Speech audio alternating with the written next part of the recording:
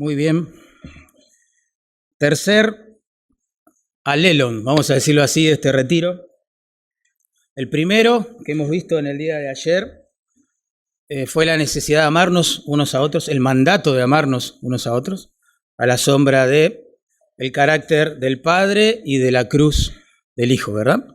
Hoy vimos a la mañana temprano el mandato de no murmurar unos de otros, porque eso es una ofensa, un menosprecio tremendo al pueblo de Dios, a la palabra de Dios y al Dios que nos dio esa palabra.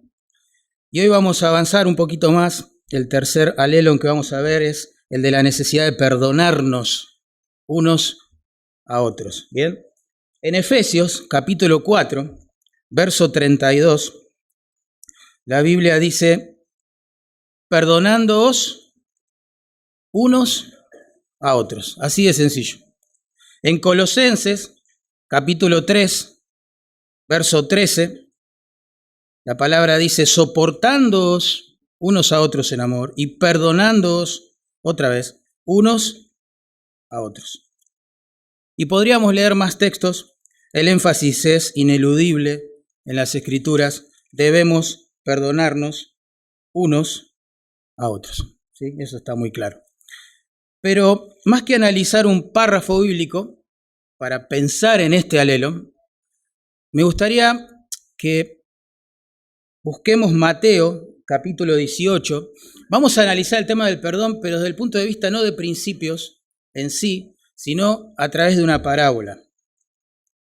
Mateo 18, versículos 21 en adelante. El texto es un poco extenso, pero es una parábola, ¿sí? Vamos a leer Mateo 18, 23 al 35. Dice así la palabra de Dios: por lo cual el reino de los cielos es semejante a un rey que quiso hacer cuentas con sus siervos.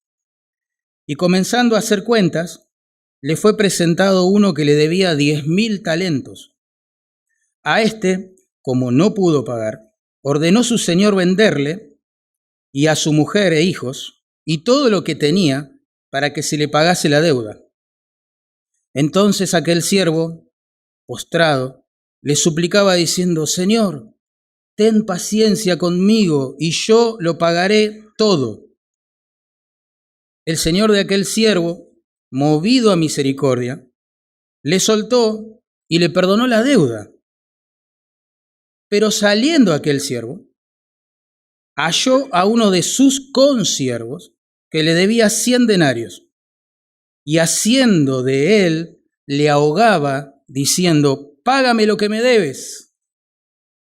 Entonces su consiervo, postrándose a sus pies, le rogaba diciendo: ten paciencia conmigo, y yo te lo pagaré todo. Mas él no quiso, sino fue y le echó en la cárcel hasta que pagase la deuda. Viendo sus consiervos lo que pasaba, se entristecieron mucho y fueron y refirieron a su señor todo lo que había pasado. Entonces, llamándole su señor, le dijo: siervo malvado, toda aquella deuda te perdoné, porque me rogaste. ¿No debías tú también tener misericordia de tu consiervo, como yo tuve misericordia de ti? Entonces su señor, enojado, le entregó a los verdugos hasta que pagase todo lo que le debía. Y la aplicación de esta parábola. Verso 35. Así también mi Padre Celestial hará con vosotros, si no perdonáis de todo corazón cada uno a sus hermanos sus ofensas. Tremendo. ¿Saben? En estos años, desde que el Señor me salvó, he visto como una paradoja entre los creyentes. Por un lado, he visto hermanos disfrutando de la gracia del perdón de Dios y concediendo, extendiendo esa gracia, ese perdón a otros. Y por el otro lado he visto muchos hermanos amargados, resentidos, deprimidos, con ataques de pánico, de ansiedad, tragando el veneno, el sabor amargo de la amargura durante mucho tiempo, porque se negaron a perdonar. Impresionante.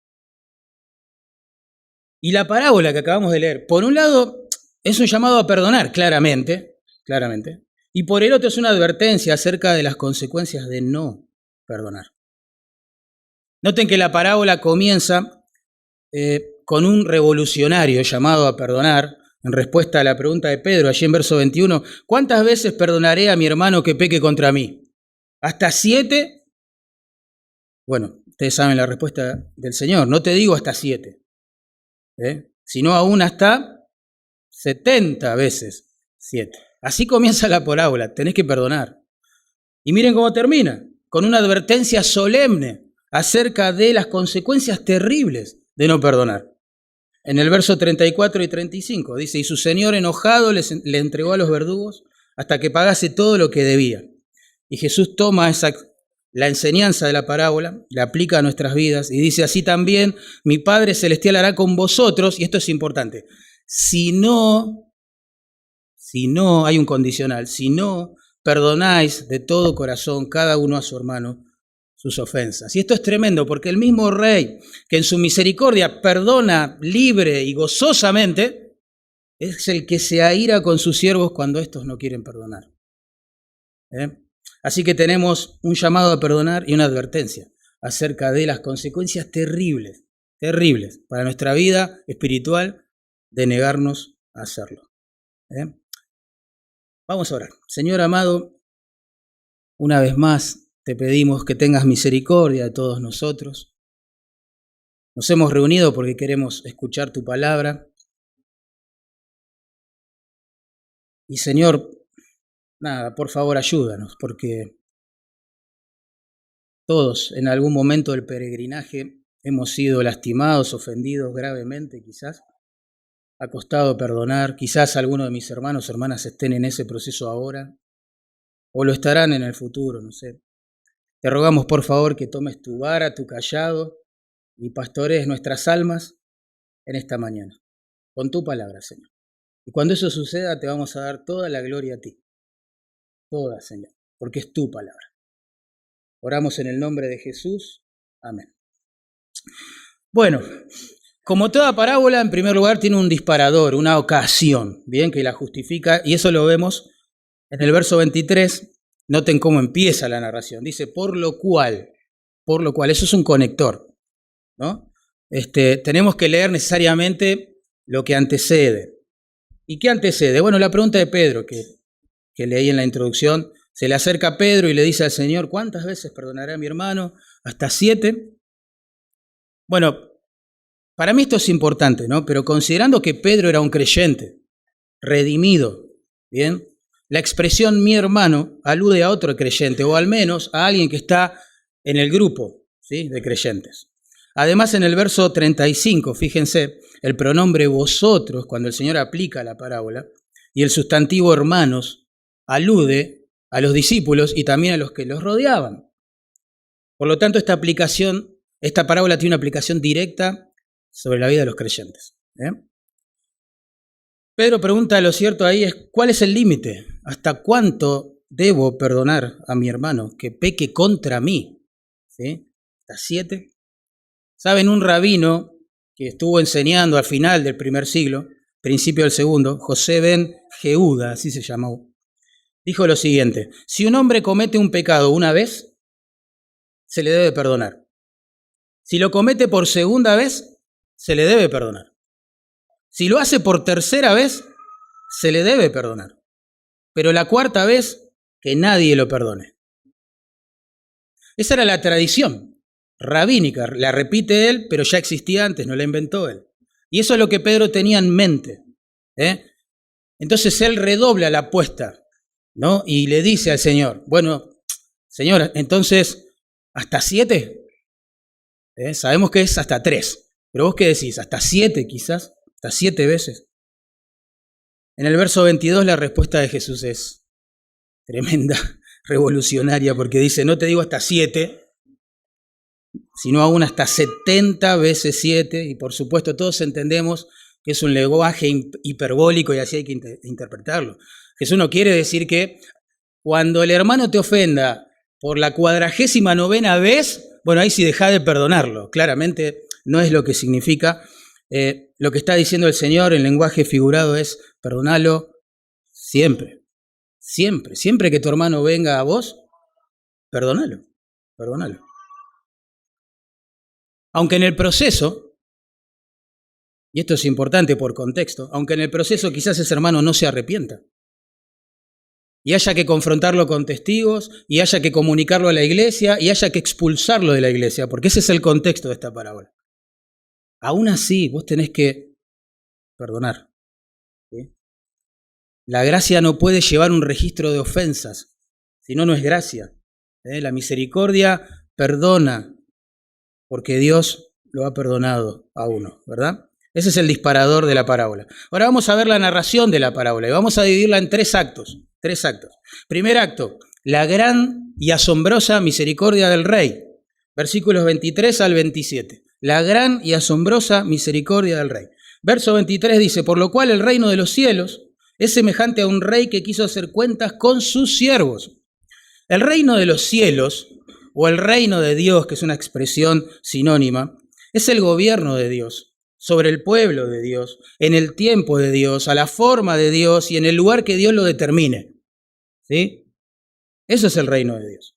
Y el misterio del reino de Dios, que revelan las parábolas, por ejemplo, o la mayoría de las parábolas de Jesús, es que entre las dos venidas de Cristo, ¿bien?, Dios iba a reinar en el corazón de aquellos que se sujeten a Él, ¿sí?, que crean en Él. Pero esta gente redimida iba a estar también inmersa en un grupo de personas que aparentan ser parte de este reino, que aparentan fe en este rey, pero que no lo conocen. ¿Sí? Ese es el misterio del reino de los cielos. El punto aquí es que, hermano, si estamos dentro de la esfera del reino de los cielos, es por la misericordia del rey, ¿no es así? Ninguno de nosotros merece ser parte de su reino, claramente. Pero ya solo pensar en que Jesús nos está enseñando cómo vivir en el reino, tiene que traer a nuestra mente el perdón de pecados, la gracia, Cristo crucificado, derramando su sangre en nuestro lugar para nuestra salvación. Si estamos en el reino es porque Él nos dio vida, porque nos hizo nacer de nuevo, ¿verdad? Eso es importante ya tenerlo en mente. Ahora, los siervos ahí mencionados con quienes el rey va a hacer cuentas, digamos, más que esclavos rasos, ¿no?, en realidad debieron ser recaudadores de impuestos para la corona, ¿sí? Funcionarios altos, de alto rango quizás, cuyo deber era, bueno, justamente recaudar los impuestos, ¿bien?, de las diferentes partes del reino. ¿Por qué digo esto? Porque la suma que debe el primer rey es una cifra sideral, ¿sí? Estos siervos son citados a comparecer delante del rey para rendir cuentas y presentar los libros contables. Viene el primer deudor, verso 24, se presenta delante del rey. Dice, y comenzaron a hacer cuentas, y le fue presentado uno que le debía 10.000 talentos. La de este siervo, sin duda, era una deuda imposible, créanme, de cancelar. Un talento equivalía a unos 6.000 denarios. Un denario era el sueldo del trabajador correspondiente a una jornada de trabajo. ¿Sí? Por lo tanto, y a razón de 6 denarios por semana, ¿verdad?, un obrero precisaría unas 1.000 semanas o unos 20 años de su vida, digamos, para pagar un talento. ¿Me van siguiendo? 20 años de su sueldo, digamos, para pagar un talento. Pero este primer deudor, ¿se dieron cuenta?, debe no un talento, sino 10.000 talentos. O sea que la deuda de este hombre asciende a 60 millones de denarios. 60 millones de denarios. Para poder pagarle a este siervo, hice la cuenta en mi casa, obvio, no soy tan inteligente, claramente. Pero bueno, para pagar, digamos, este siervo debía entregar, escuchen esto, el 100% de su salario durante 164.384 años. Es probable que se trate de otra hipérbole, claramente, pero sea como sea, el punto principal aquí es enfatizar que este hombre, por más que se esfuerce, por más que haga lo que quiera hacer, vender lo que quiera vender, nunca va a poder pagar esta deuda, ¿sí? Verso 25, como no pudo pagar, claramente, ordenó a su señor venderle y a sus hijos y a su mujer y todo lo que tenía para que se le pagase la deuda. Acá hay un decreto real. El rey dice, le da en su gracia, ¿no?, la posibilidad de venderse a sí mismo, a su familia e hijos, en parte de pago, digamos, de esta deuda. Esta práctica se remonta al Antiguo Testamento, obviamente. El Antiguo Testamento regulaba la posibilidad de la venta, digamos, de personas y familiares, seres queridos, como esclavos, como un medio para cancelar o saldar deudas. ¿Bien? Por ejemplo, en Levítico 25, 39 al 41 dice esto, la palabra de Dios. Cuando tu hermano empobreciere, estando contigo, y se vendiere a ti, no le harás servir como esclavo. Ese es el mandamiento. El deudor debía ser tratado con respeto, ¿sí? Con respeto. Además, en el año del jubileo, si estaba con vida, él podía salir en libertad. Pero el punto detrás de todo esto es que sí, era una forma, digámoslo así, de cancelación de deuda el poder venderse y a su familia. ¿Bien? Pero en el caso de este siervo, hermanos, aunque vendiera a su mujer, aunque vendiera a sus hijos y entregase todo lo que tenía, no le iba a alcanzar tampoco para pagar la deuda. Imposible. Según un historiador de aquel tiempo, Marco Catón, el precio de un esclavo, uno solo, en el siglo I era de 1.500 denarios. 1.500 denarios. Si hacemos la cuenta, que también le hice en casa, obviamente, este siervo, para cancelar la totalidad, ¿no?, de la deuda acumulada, tendría que vender unos 40.000 hijos. Imposible. Todas las expresiones lo que quieren hacernos entender es que este hombre no podía resolver el tema de su deuda. Bien, por eso en verso 26, fíjense, dice que aquel siervo, postrado, le suplicaba al rey, diciendo, Señor, ten paciencia conmigo y yo lo pagaré todo. ¿Qué? Imposible. Pero se dio cuenta, por un lado, que claro, no podía resolver la situación por sí mismo y pidió misericordia, paciencia, tiempo. Pero esa expresión te lo pagaré todo es utópica, claramente.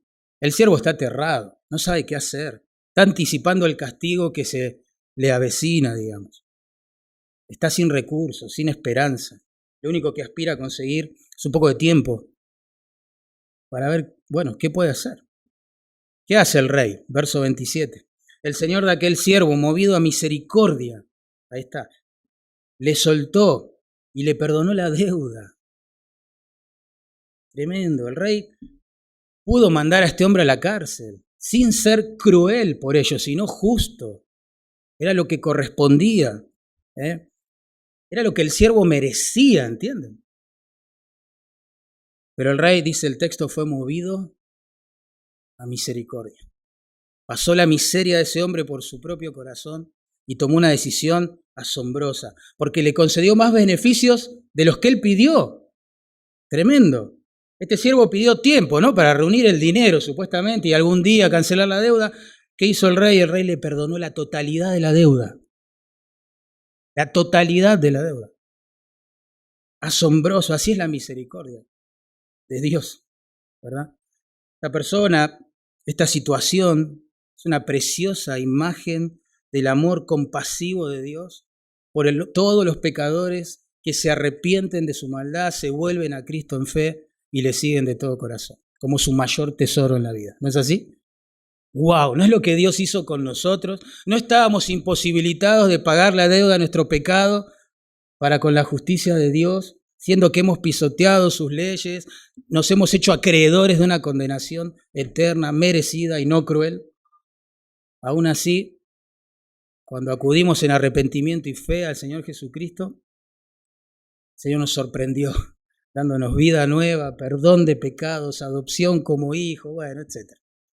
Gracias a Dios por su don inefable, ¿no? Primer acto, entonces, la gran y asombrosa misericordia del Rey. Segundo acto, versículos 28 al 30, la grosera falta de misericordia de este siervo. Qué contraste, ¿no? Noten, verso 28. Pero, justamente, preposición de contraste, ¿no? Pero, saliendo aquel siervo, halló a uno de sus consiervos que le debía 100 denarios y haciendo de él o tomándolo, ¿no? Le ahogaba, la idea es que lo agarraba del cuello, literalmente, ¿no? Le ahogaba diciendo, pagame lo que debes. Y vos decís, ¿este es el mismo siervo que acaba de salir de la presencia del rey perdonado? Es el mismo. Tremendo, el rey acaba de perdonarle una deuda de 10.000 talentos y él no es capaz de perdonar una deuda de 100 a su consiervo. Y 100 denarios, no talentos. 100 denarios. Tremendo. La suma es importante, ojo, son 100 denarios. Equivalían al salario de 100 días de trabajo. Es una suma medianamente importante, pero totalmente insignificante al compararla con la cantidad que este rey le había perdonado a él unos instantes atrás. Tremendo. Uno cuando lee, llega a este acto, se sorprende, ¿no? Porque el texto no quiere minimizar esta deuda, porque el monto es pequeño. Esto no implica que los pecados que nosotros cometemos en el plano horizontal hacia otras personas no son importantes, no generan deuda, vamos a decirlo así, con la justicia de Dios. No, no es la idea. Lo que pasa es que sí quiere mostrar que son ínfimos en comparación con la asombrosa deuda que el Señor nos ha perdonado, claramente. Porque recuerden, como veíamos en el primer estudio esta mañana, siempre que pecamos, pecamos contra Dios. Porque el pecado es infracción de la ley y esa ley nos la dio el Señor. Siempre que pecamos contra la ley y pecamos contra el dador de la ley. Ahora, ¿qué hizo su consiervo? Verso 29. Entonces su consiervo, ¿a qué les hace recordar esto? Fíjense, postrándose a sus pies, le rogaba diciendo, ten paciencia conmigo y yo te lo pagaré todo. Yo escuché eso antes, ¿no? Claro, en el verso 26. Son palabras casi idénticas, ¿no? La que este consiervo le dice a su siervo, pensando en las que aquel siervo le dijo a su rey. Son idénticas.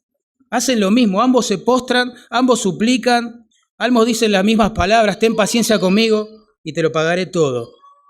Solamente que uno lo hizo delante del rey y el otro lo hace delante de su consiervo, pero es lo mismo, o sea, el recuerdo fresco, ¿no?, de la misericordia que el rey tuvo para este siervo, tendría que haber movilizado su corazón para extender esa misericordia a su consiervo. Debió decirle algo así, ay, consiervo, sí, me debes plata, claro que sí, sé que me debes dinero, pero te voy a perdonar, como me acaban de perdonar a mí, y contarle, te cuento, el rey es archi mega súper misericordioso, y se van hablando, ¿no?, de la gracia del rey. Pero no es lo que hizo, ¿no? No es lo que hizo. Verso 30, ¿qué hizo el siervo? Mas él no quiso, sino que fue y lo echó en la cárcel hasta que pagase la deuda. Tremendo. Y cuando uno llega a este punto tiende a pensar así, ¿no? ¡Ay, qué siervo malvado impío! ¡Qué poca misericordia que tiene este tipo! ¡Ay, ay, ay, que lo consuma un rayo! No puedo creer lo que está haciendo. Increíble, es digno de muerte. Hasta que nos damos cuenta que nosotros muchas veces nos hemos comportado como este siervo. Cuando hermanos han pecado contra nosotros y no los hemos perdonado. Puede ser tu esposa, puede ser tu esposo, puede ser tus hijos, hermanos de la iglesia, familiares. Vos decís, no, pará. Yo no soy tan malvado como este siervo. Yo jamás haría lo que él hizo. Quiero decirte algo, hermano.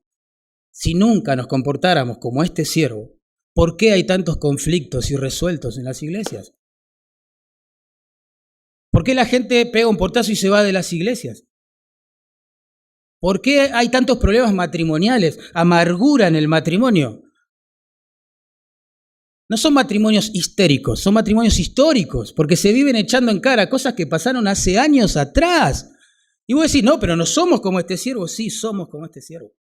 Somos iguales, iguales. Cada vez que nos desenfocamos de la misericordia asombrosa que el Señor mostró para con nosotros, tendemos a ser iguales, iguales. A veces reflejamos más el carácter inmisericordia de este siervo que la misericordia asombrosa de nuestro Señor. Tercer acto. Primer acto era la misericordia asombrosa del rey. Segundo acto, la falta de misericordia asombrosa del siervo. Tercer acto, la santa y temible indignación del rey. Y acá todo se vuelve como más serio, ¿no? Verso 31 al 34. Dice así el verso 31.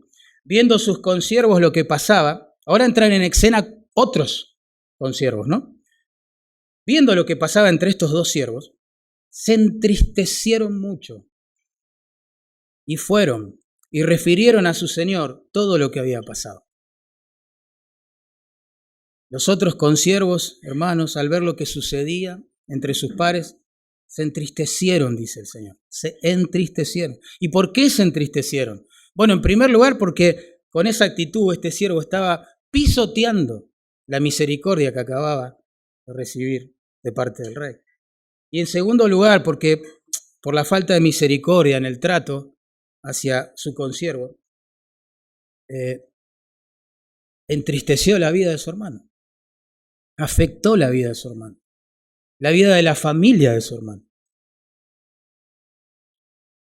Tremendo. Nosotros deberíamos entristecernos también, claro, cuando vemos que dos hermanos, dos hermanas, cónyuges, cristianos, padres e hijos cristianos, no sé, líderes, con sus ovejas con sus pastores, no restauran la relación.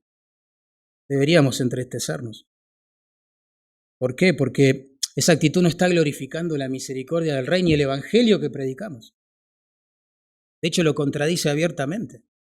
En segundo lugar, porque los hermanos en cuestión, puedo asegurarles que van a tener de todo en la vida menos gozo y paz. Y en tercer lugar, porque la iglesia en su totalidad va a ser afectada. Porque somos un cuerpo. Y cuando uno se padece y se duele, los demás miembros también padecemos y nos dolemos con ellos.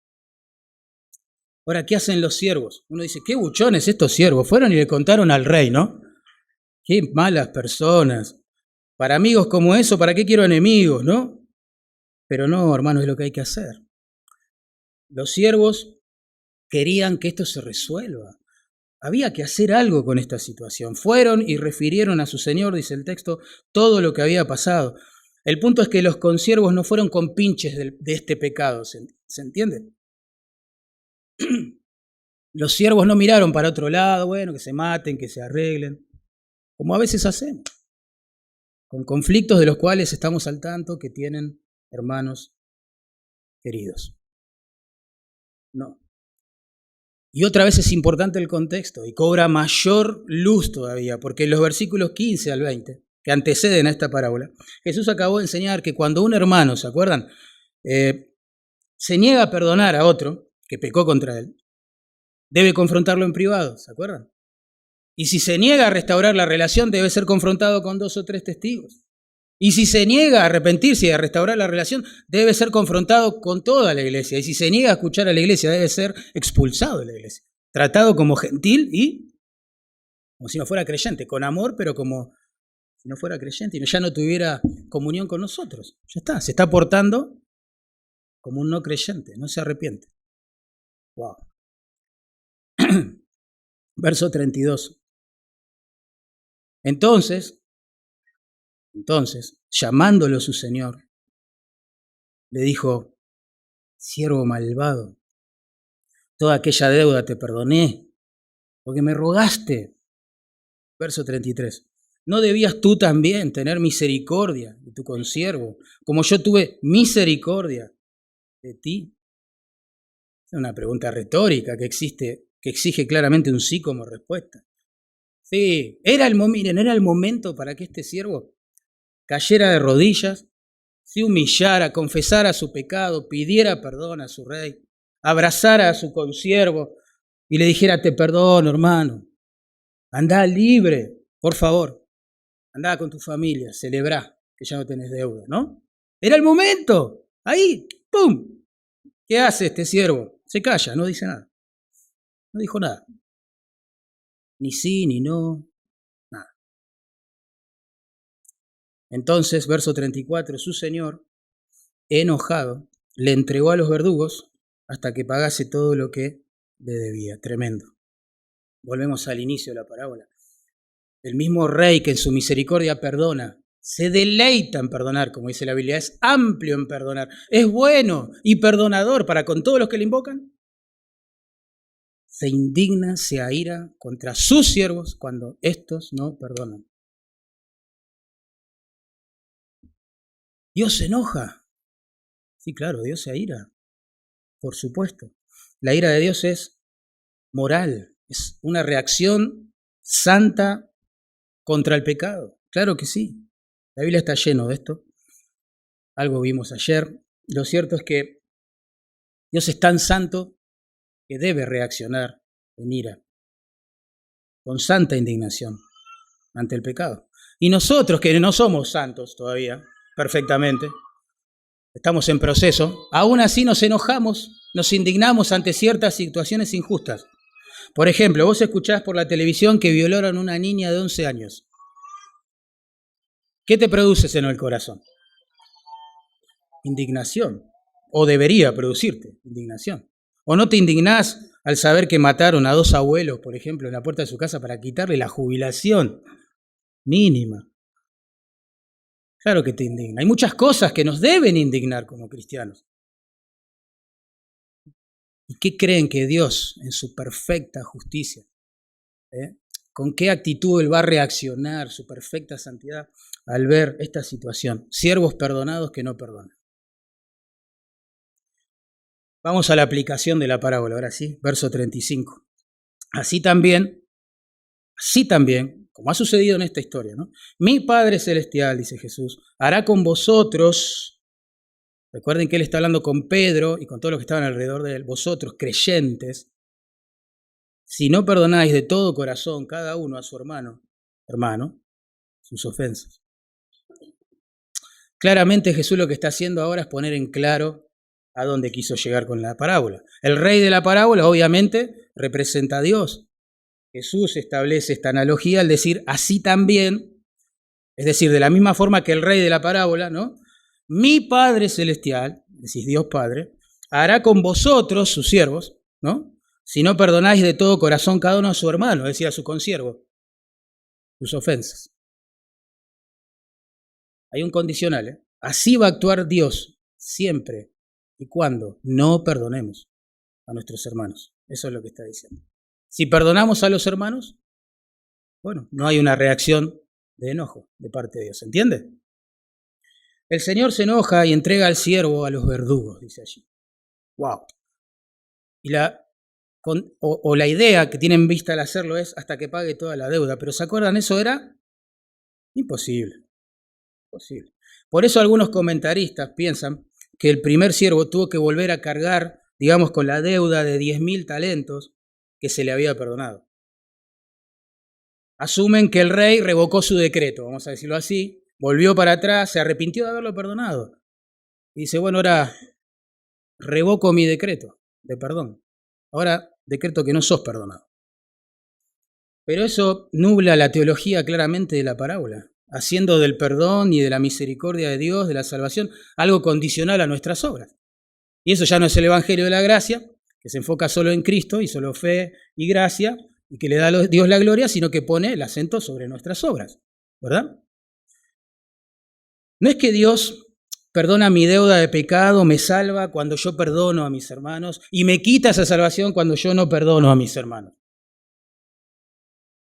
Es mejor ver el pago de la deuda como el deber que este creyente tiene, pero para con Dios, más que para con su consiervo. ¿Se entiende? ¿Por qué? ¿Por qué? Lo que veíamos hoy en el primer estudio, porque siempre pecamos contra Dios. Siempre pecamos contra Dios. Aun cuando el afectado sea directamente un hermano, una hermana, como en este caso, siempre pecamos contra Dios. Siempre. Siempre, hermanos. ¿No sería una deuda para con el consiervo esta que tiene este siervo de 100 denarios? Tiene que ver Dios. Y bueno, porque Dios en su ley nos manda a perdonar, entonces no perdonar es pecar contra Dios. Claro. Si el pecado es infracción de la ley, como dice 1 Juan 3:4, entonces cada vez que pecamos lo hacemos contra el dador de la ley, pecamos contra Dios. Y ese es el punto aquí que está en juego. Por eso dice que lo entrega a los verdugos, se aira con él, si no perdonamos. Hay un condicional. Ahora, la palabra que ahí se traduce perdón significa soltar, dejar ir, alejar, despedir. Perdonar es considerar sin deuda al deudor. Es muy ilustrativo el punto aquí. Es separar, ¿no?, del rostro de esa persona, en otro tiempo deudora, la deuda que tenía conmigo. Eso es perdonar, es dejarlo ir. Cuando perdonamos, verdaderamente decimos cosas como estas en el corazón. Bueno, no voy a recordar este pecado, nunca más. Tampoco voy a meditar en lo que esta persona me hizo. No voy a jugar mi mente con lo que me hizo. No se lo voy a echar en cara en el futuro.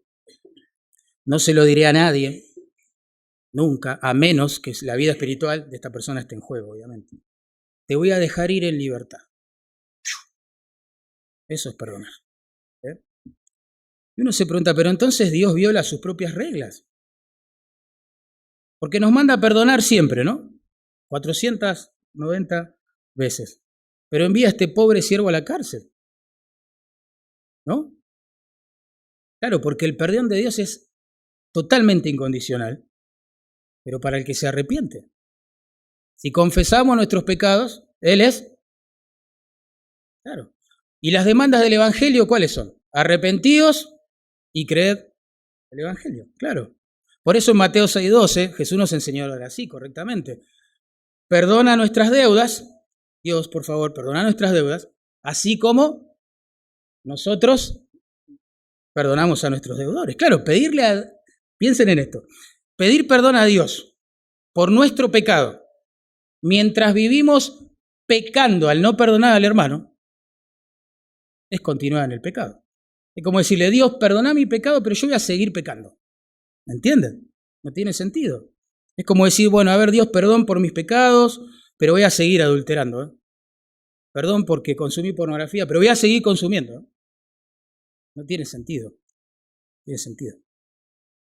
Y ahora puede surgir otra pregunta en nuestras mentes. ¿Por qué el Señor nos manda a perdonar en forma unilateral entonces, siendo que Él solo perdona si nos arrepentimos? Porque Dios es santo, no es como nosotros. Él no peca. Por tanto, no corre riesgos en su ser de quedar resentido, amargado por una ofensa. ¿Se entiende? Quedar lastimado. Pero nosotros sí. Nosotros sí. Cuando los creyentes olvidamos el perdón que se nos ha otorgado y nos negamos a extenderlo a los demás, el Señor nos disciplina, llevándonos a la cárcel. Vamos a tomar las palabras de esta historia, para ser torturados por verdugos. Wow. Un poco fuerte, ¿no? Un poco fuerte, pero es así. La cárcel y los verdugos referidos no son un cuadro del infierno, porque dice que lo manda allí hasta que pague la deuda, porque eso no existe en el infierno. Nadie que sea condenado va a poder salir de allí, nunca, jamás. La cárcel y los verdugos son un cuadro de lo que Dios hace cuando pecamos y rehusamos arrepentirnos. ¿Qué hace Dios con el que ama? Lo disciplina y azota, la misma palabra que está acá, azota a todo aquel que tiene por hijo. por hijo, hermanos. Así que la analogía acá de la parábola para nosotros, los creyentes, es esta. Mi Padre también te va a entregar a los verdugos si no perdonás de corazón a tu hermano y sus ofensas. Tremendo. Estas cárceles, los verdugos y todo esto es un cuadro de la amorosa pero firme y dolorosa disciplina de Dios sobre la vida de sus hijos. El cristiano que se endurezca va a ser disciplinado por el Señor, porque Dios al que ama disciplina. Y Dios no disciplina a sus hijos por odio y rencor, sino por amor. Porque el pecado nos arruina la vida, hermano. A vos y a mí. Ya no nos divierte. Tremendo. Él no nos disciplina para arruinarnos la vida. Él nos disciplina para que vivamos la verdadera vida. En Hebreos 12:6 dice que Él nos disciplina para lo que es provechoso. Mirad, cada vez que nos endurecemos con Dios, nos rehusamos a reconciliar una relación rota por el pecado, estamos perdiendo el tiempo, estamos perdiendo la vida, estamos respirando pero no viviendo. Cuando uno se arrepiente, restaura las relaciones, vive, respira, otra vez. Es provechoso. Tremendo. Siguiendo esta línea, ¿no? de que los verdugos son una analogía de la disciplina de Dios, Lou Priolo, que escribió un libro excelente sobre el matrimonio, específicamente orientado al rol del hombre, hablando de la amargura, porque es un problema muy serio en los matrimonios, él comentó lo siguiente. Dice, creo que estos verdugos son las consecuencias mentales, emocionales, psicológicas, sociales, asociadas con la amargura y la falta del perdón. En otras palabras, Dios castiga el pecado de no perdonar a otros con los verdugos del insomnio, del pánico, de la amargura, de la ansiedad y hasta de la depresión. Cosas todas que terminan enfermando el cuerpo. Wow.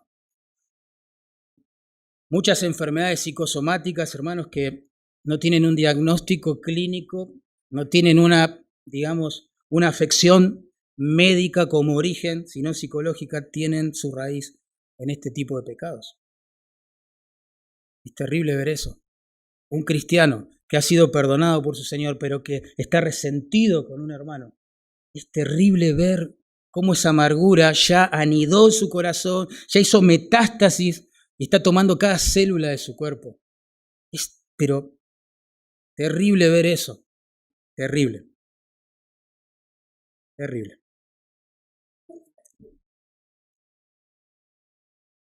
Wow, me estoy acordando de casos en este mismo momento.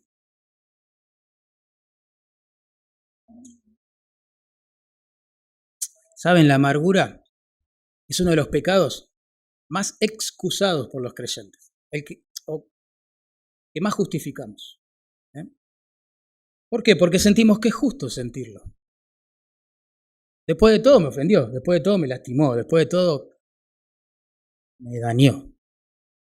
Hay algunos hermanos y hermanas que han sufrido abusos tremendos, cosas muy graves. Entonces uno dice, bueno, la amargura, por ejemplo, en este momento para mí es como una especie de ayuda, de amigo, para seguir adelante, ¿no? Pero hermanos, la amargura, aunque se presente como una amiga o como un abogado que nos está exculpando de vivir así, no, nos arruina la vida. Es tremendo. La amargura no limpia la culpa. Tampoco resuelve lo que pasó, lo que nos hicieron, lo que nos dijeron. La amargura solo nos va a afectar a nosotros. Por eso alguien dijo que la amargura es como tragar veneno todos los días, pero esperando que se muera el que nos ofendió. Es tremendo vivir así, es tremendo vivir así. Un teólogo puritano escribió esto: la falta de perdón llenará tu corazón de amargura. La amargura deformará tu personalidad, afeará tu rostro, contaminará tu corazón, ensuciará tus comentarios, afectará todas tus relaciones. vivirás. Y si no te arrepientes, morirás con su sabor amargo entre tus dientes. Wow. Por eso Jesús dijo 70 veces 7. Olvídate. Todas las veces que sea necesario. Y esa expresión no implica solamente que yo debo perdonar la ofensa que se cometa contra mí 490 veces. Significa también que yo debo resistir la tentación de recordar esa ofensa, de amargarme por esa ofensa, de traer esos recuerdos a la mente, si es necesario, 490 veces. Porque nosotros pensamos que perdonar es agarrar la varita mágica y decir, ¡ping!, te perdono, nunca más me voy a acordar de esto. Yo, listo, tema terminado. Y a veces sucede eso, por la gracia de Dios, pero la mayoría de las veces no es así. Uno toma la decisión por fe y amor al Señor de perdonar, pero los recuerdos vienen. Y están ahí. Y quizás hasta nos topamos con la persona que nos lastimó y se nos vuelve imposible no traer a la mente, ¿no?, lo que nos hizo. Tremendo. Y tenemos la tentación a volver a resentirnos y a convivir otra vez con la falsa amiga llamada amargura. Bueno, debemos renunciar, si es necesario, 490 veces en nuestro mundo interior a convivir con esto. Miren, nosotros tenemos que entender que el perdón tiene como dos aristas. Por un lado es el perdón de corazón, el perdón de actitud, que uno toma de manera unilateral, más allá de lo que haga el otro, si viene a pedir perdón o no, porque eso nos va, obviamente, a guardar en santidad delante de Dios y lejos de pecados como la amargura, ¿no? Ejemplos de esto lo tenemos en la cruz. Padre, ¿qué dijo Jesús? Padre, ¿por qué? Y que nosotros sepamos, ninguno de los 4 evangelistas al relatar lo que sucedió en el Gólgota dijo que algún centurión, alguien dijo, oh, perdón, Señor. Solo el ladrón arrepentido, ¿no? Pero no es que la multitud al ver el cuadro, oh, se compungieron de corazón, pidieron perdón, no. Nadie le pidió perdón, él dijo, perdónalos. No saben lo que hacen. Esteban, bajo la lluvia de piedras, ¿se acuerdan? A minutos de morir, ¿qué dijo? No les tomes en cuenta, Dios, este pecado. Y esto es importante entender esto. El perdón debe ser unilateral, aunque la otra persona, la que me lastimó, no venga a pedirme perdón. ¿Por qué? Pues si no, ¿cómo perdonás a alguien que te partió el alma por algo que hizo o dijo y que ya murió? ¿Qué haces con eso? Con esa situación. Ya murió. No puedes tener una charla con él. ¿Tenés que convivir toda la vida con eso? Dejás ir de corazón, por actitud, para la gloria de Dios y el gozo de tu alma. Si no, ¿cómo perdonás a alguien que te lastimó pero no lo viste más? Se mudó, está en otro país, no sé. O alguien que está vivo y podés quizás hablar con él, pero él no quiere recibirte. ¿Qué haces con eso? Entonces hay que perdonar en forma unilateral, de corazón, para la gloria de Dios y el gozo de tu alma. Pero el segundo aspecto del perdón, y el más frecuente, ¿no?, es el de transacción, como se dice, que persigue el fin de restaurar una relación que se rompió por el pecado, el tuyo o el de la otra persona, ¿sí? Está la intención de perdonar y restaurar una relación. Perdonamos al que nos pide perdón 490 veces. Decidimos olvidar la ofensa del que nos pide perdón 490 veces. Así que, en resumen, perdonamos en forma unilateral e inmediata, aunque no nos pidan perdón, para gloria de Dios y el gozo del alma, ¿verdad? Pero también perdonamos para restaurar la confianza y la relación. Y en ese caso el arrepentimiento y el perdón son vitales y necesarios, a full. Imagínense, un cónyuge peca contra su amado o amada, ¿no? Bueno, tiene que restaurar esa relación. Pero para que haya una restauración, tiene que haber arrepentimiento y un pedido de perdón, frutos de arrepentimiento, de cambio, etc. Imagínense, bueno, yo perdono el adulterio de mi cónyuge, supongamos, en forma unilateral, para gloria de Dios, gozo de mi alma. glorifico a Dios de esa manera guardando mi corazón de la amargura. Claro, pero si yo quiero seguir casado con esa persona, bueno, tengo que ver fruto de arrepentimiento en esa persona. Deseos de pedir ayuda, humildad para someterse al consejo, etcétera, etcétera. Pureza sexual. Y termino diciendo solo esto. Esta parábola, si hay algo que nos enseña esta parábola, es que debemos predicarnos el Evangelio, como dice Mahani, ¿no? Todos los días a nosotros mismos. ¿No es así? Todos los días y a nosotros mismos. Es tan vital y necesario para el bien de nuestras almas y la gloria de Dios tener en mente el día en que el Señor perdonó nuestros pecados. Aquel glorioso día, momento, lugar, no sé, en el cual el Señor nos dio vida nueva, en el cual el Señor, sin nosotros merecerlo, cuando nos hemos arrepentido y acudimos a Cristo en fe, nos adoptó como hijo, nos perdonó, nos justificó dándonos la justicia de su Hijo, nos reconcilió con Él, nos acercó cuando estábamos lejos, hermano, nos halló cuando estábamos perdidos, ¿verdad? Es tan necesario, porque se perdona a la sombra de la cruz.